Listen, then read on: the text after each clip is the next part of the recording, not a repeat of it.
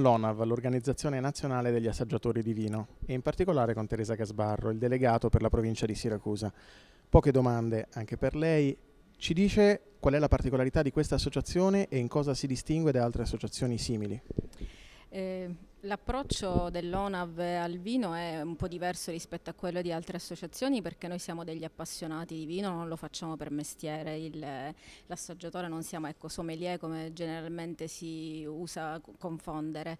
Noi facciamo uno studio organolettico del vino attraverso 18 lezioni teorico-pratiche. Noi spaziamo dallo studio della vite al vino in tutte le sue sfaccettature, e con l'ausilio di una scheda tecnica che ci permette di dare un esame oggettivo del vino che noi analizziamo.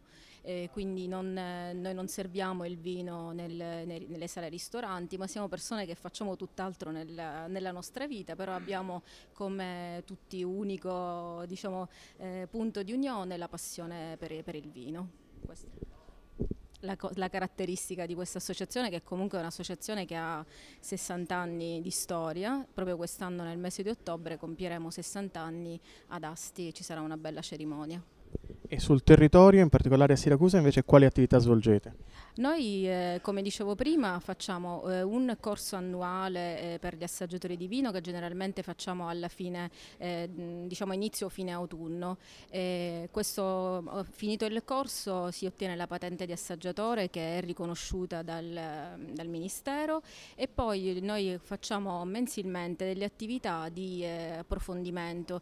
Proprio 2 giorni fa abbiamo fatto una seduta di approfondimento sui Brunelli di Montalcino, perché ovviamente dobbiamo conoscere la nostra terra per prima cosa, ma è anche giusto conoscere e approfondire sui vini degli altri territori della nostra bellissima nazione. Un suo commento rispetto a questa iniziativa?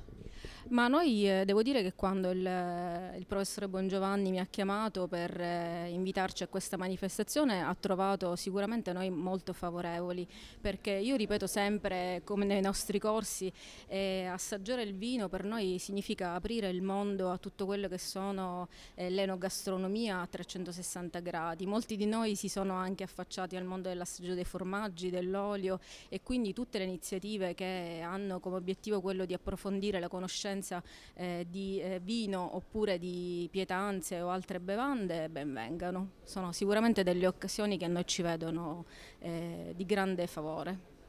Grazie.